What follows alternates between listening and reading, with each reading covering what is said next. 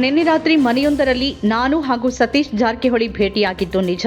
ರಾಜ್ಯ ಹಾಗೂ ಪಕ್ಷದ ವಿಚಾರ ಮಾತಾಡಿದ್ದೇವೆ. ನಾನು ಹಾಗೂ ಸತೀಶ್ ಜಾರಕಿಹೊಳಿ ಸಹೋದ್ಯೋಗಿಗಳು. ನಮ್ಮನ್ನ ವೈರಿಗಳಂತೆ ಯಾಕೆ ನೋಡ್ತೀರಿ ಅಂತ ಡಿಸಿಎಂ ಡಿಕೆ ಶಿವಕುಮಾರ್ ಅವರು ಪ್ರಶ್ನೆ ಮಾಡಿದ್ದಾರೆ. ಕೆಐಎಡಿಬಿ ನೂತನ ಕಚೇರಿ ಬಳಿ ಮಾಧ್ಯಮಗಳ ಪ್ರಶ್ನೆಗಳಿಗೆ ಶಿವಕುಮಾರ್ ಅವರು ಗುರುವಾರ ಪ್ರತಿಕ್ರಿಯೆ ನೀಡಿದ್ರು. ಇಂಡಿಗೋ ವಿಮಾನದ ಅವ್ಯವಸ್ಥೆ ಬಳಿಕ ಪ್ರಯಾಣಿಕರ ಪರದಾಟದ ಬಗ್ಗೆ ರಿಪಬ್ಲಿಕ್ ಚಾನೆಲ್ನ ಅರ್ನವ್ ಗೋಸ್ವಾಮಿ ಕೇಂದ್ರ ಸರ್ಕಾರದ ವಿರುದ್ಧ ನೇರ ಟೀಕೆ ನಡೆಸಿದ್ದಾರೆ.